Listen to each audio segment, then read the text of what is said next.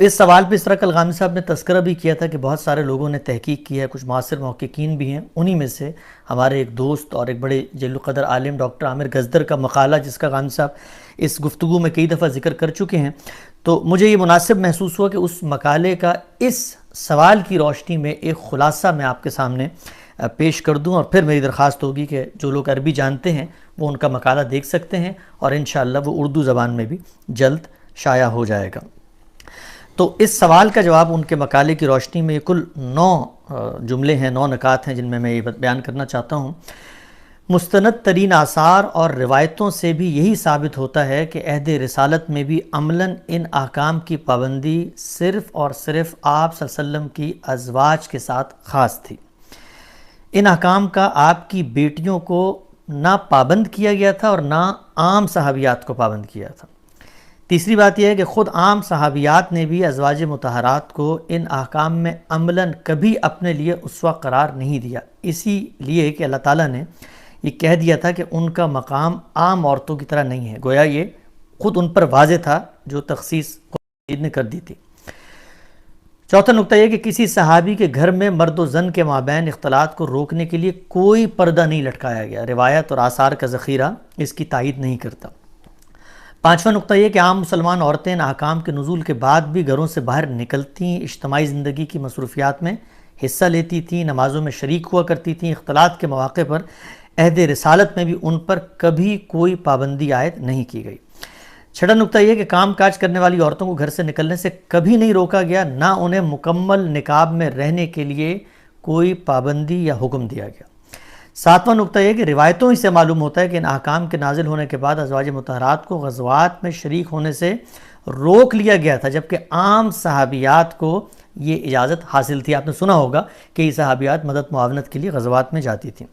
آٹھواں نقطہ یہ کہ یہاں تک کہ رسول اللہ صلی اللہ علیہ وسلم کی رخصت ہو جانے کے بعد بھی روایتوں سے ثابت ہے کہ عام مسلمان مرد و زن بیت اللہ کا بغیر کسی تردد کے طواف کرتے تھے، ان پر کوئی پابندی نہیں تھی، جبکہ رسول اللہ صلی اللہ علیہ وسلم کے ازواج کو لوگوں سے الگ کر کے طواف کروایا جاتا تھا۔ یہ بہت اہم نقطہ ہے۔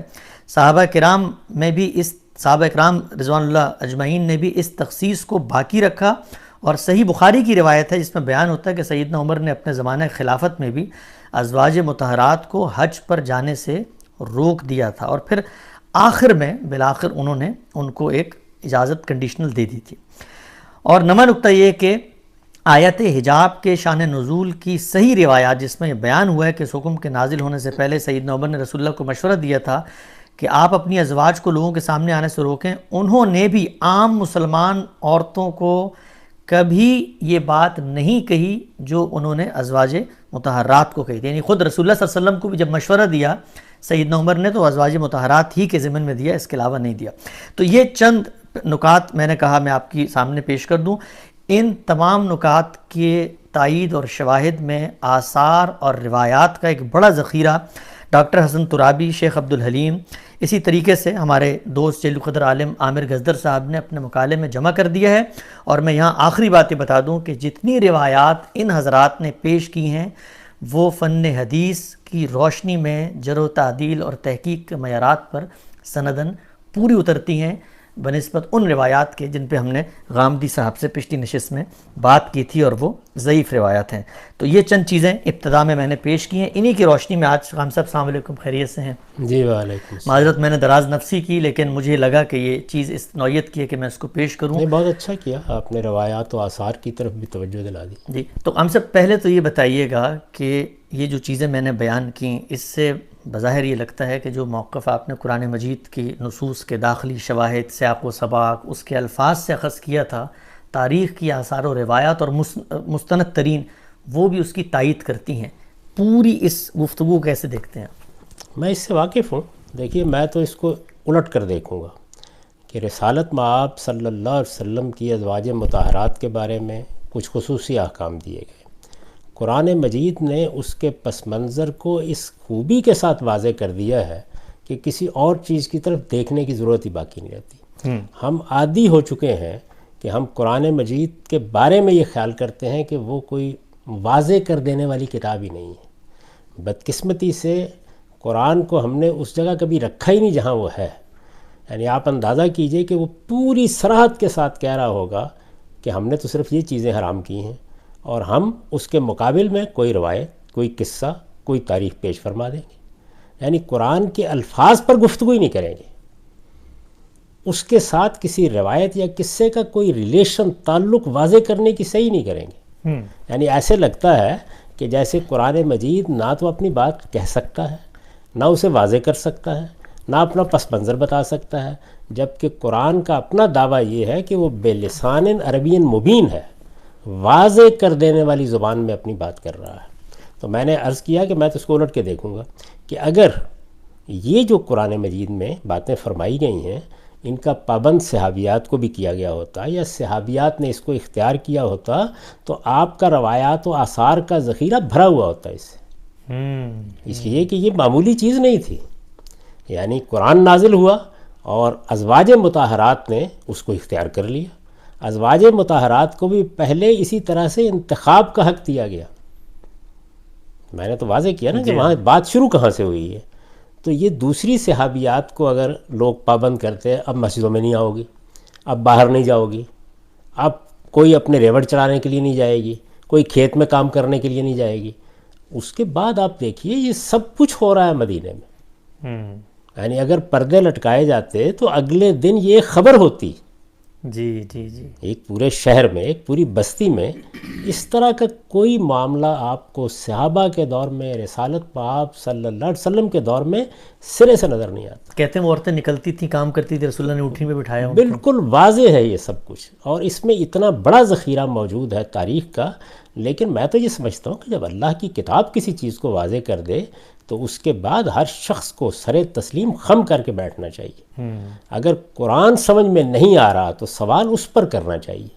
لیکن یہ بڑی بدقسمتی کی بات ہے کہ قرآن مجید بات کو وہاں تک لے گیا. یعنی یہاں سے شروع کیا اس نے، جیسے کہ آپ نے دیکھا کہ پیغمبر کی بیویوں، اگر تم عام عورتوں کی زندگی بسر کرنا چاہتی ہو اور دنیا کی زینتوں میں اس طرح رہنا چاہتی ہو تو آؤ ہم تمہیں خوش روبی سے روانہ کر دیتے ہیں.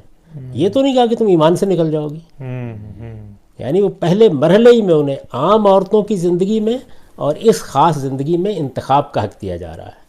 وہاں سے قرآن نے بات شروع کی اور تدریجی انکشاف کے ساتھ وہ وہاں لے گیا جہاں خاتمے پہ اس نے کہا کہ یہ پس منظر ہے جس میں ہم یہ پابندیاں لگا رہے ہیں، یہ ہدایات دے رہے ہیں، یہ منافق اگر اس کے بعد بھی باز نہ آئے تو ہم ان کے ساتھ یہ سلوک کریں گے. اتنی واضح صورتحال ہے. یعنی اگر قرآن میں تدبر کا ذوق ہو تو میں کہتا ہوں کہ اس کے بعد یہ کہنا کہ اب کوئی روایت دکھائیے، آثار دکھائیے، مجھے تو قرآن مجید کی اہانت محسوس ہوتی ہے. اس وجہ سے میں عام طور پر اس طرح کی تائید میں چیزیں نہیں پیش کرتا. لیکن بہت لوگوں نے اس پہ کام کیا ہے، جیسے حسن ترابی ہیں، جیسے عبدالحلیم ہیں، جیسے عامر گزدر صاحب ہیں. انہوں نے کام کیا ہے اس پر. تو جن لوگوں کو اس کا شوق ہے وہ ذرا دیکھیں ان کا کام. دسیوں روایات آپ کو بتا رہی ہوں گی. عورتیں جنگوں میں جا رہی ہیں، اپنے سامان کے گٹھے سر پر اٹھا کے لا رہی ہیں، لکڑیاں لا رہی ہیں، اور یہ آخر تک رہا ہے. یعنی لوگوں سے باتیں کر رہی ہیں، مسجد میں بیٹھی ہوئی ہیں، جمعے کے خطبے میں سوالات کر رہی ہیں، عید کے موقع کے اوپر جمع ہو رہی ہیں. یعنی یہ جو باتیں کہی گئی ہیں، عورت کا اصل دائرہ عمل اس کا گھر ہے. ان میں سے کسی کے کوئی ادنا آثار بھی آپ کو عہد صحابہ یا عہد رسالت پہ نظر نہیں آتے. لیکن میں یہ دیکھنے جاؤں کیوں؟ استدلال کے لیے نہیں جاؤں گا، اطمینان کے لیے چلے جائیے آپ. لیکن عام صاحب اس پر بھی تھوڑی سی بات کریں، پھر ہم اصل موضوع سورہ نور کی طرف آ جاتے ہیں. یہ ایک بندہ مومن کے لیے یا مثلا ایک صاحب علم کے لیے تشویش کا مقام تو پیدا ہوتا ہے نا. مان لیا قرآن مجید ایک بات کہہ رہا تھا، لیکن ہم یہ سوچتے ہیں کہ جب قرآن نے ایک بات کہی ہے تو یہ کیسے ہو سکتا ہے کہ صحابہ کرام اور خود رسول اللہ صلی اللہ علیہ وسلم اور باقی لوگ اور اولین مخاطبین اس سے مختلف عمل کریں. تو پھر روایت تو پھر یعنی ہمیں کھڑا کر دیتی ہے نا کہ ہم روایت کی توجیہ کریں، نہیں تو پھر قرآن مجید پہ اثر و غور کر ہو سکتا ہے ہم غلط ہی ہوں. میں روک تو نہیں رہا. دیکھیے میں تو خود اپنی زندگی کا آخری پروجیکٹ جو ہے وہ روایاتی پہ کر رہا ہوں. یعنی روک نہیں رہا. ہمیں یہ جاننا چاہیے کہ جب ایک چیز کو قرآن مجید اس وضاحت کے ساتھ بیان کر دے تو پھر اس طرح کے قصے، روایات، تاریخ، آثار یہ صرف اس لیے دیکھنے چاہیے کہ صورتحال کو ہم جاننا چاہتے ہیں. یہ اچھی بات ہے، لیکن استدلال کے لیے نہیں. بالکل ٹھیک ہو. استدلال قرآن مجید کا محکم استدلال ہے، وہ واضح ہو گیا. بات کو مان کر جائیے. یعنی میں اس طرح کے موقع پر وہ سوال کروں گا جو اللہ تعالیٰ نے سیدنا ابراہیم سے کیا تھا. انہوں نے کہا کہ ذرا مجھے بتائیے کہ آپ کیسے مردوں کو زندہ کرتے ہیں. تو اللہ تعالیٰ نے پہلی بات کیا کہی؟ اولم تؤمن، مانتے نہیں. انہوں نے کہا لیطمئن قلبی، تو اطمینان قلب کے لیے تاریخ پڑھیے، روایات پڑھیے، جو جی چاہے پڑھیے آپ جا کے. میں بھی ساری زندگی پڑھتا رہا ہوں، لیکن قرآن مجید جب کسی چیز کو واضح کر دیتا ہے، موضوع بنا کر واضح کر دیتا ہے، تو پھر اس پر باہر کی کسی چیز کو اثر انداز نہیں ہونا چاہیے، اور اس کے استدلال کو سمجھنا چاہیے. وہ اللہ کی کتاب ہے، اور اپنے بارے میں یہ کہہ رہا ہے کہ تمام مذہبی معاملات میں اختلافات کا فیصلہ کرنا میرا کام ہے. لِيَحْكُمَ بَيْنَ النَّاسِ فِي مَا اخْتَلَفُوا فِيهِ. قرآن مجید پر یہ اعتماد، قرآن سے یہ تعلق، قرآن کا یہ فہم، قرآن میں تدبر کے لیے اس طریقے سے اندر داخل ہونا، اے کاش لوگ اس کو علم کا موضوع بنائیں تو بہت سی چیزیں ویسے ہی واضح ہو جائیں. تو یہ بات اللہ کا شکر ہے کہ تاریخ بھی اسی کی شہادت دیتی ہے، آثار بھی اسی کی شہادت دیتے ہیں، صحابہ کرام کا عمل بھی اسی کی شہادت دیتا ہے. الحمدللہ، اللہ کا شکر ہے. لیکن اس سے میرے یقین میں ادنا درجے کا اضافہ نہیں ہوگا، اس لیے کہ وہ یقین قرآن نے آخری درجے میں پیدا کر دیا ہے.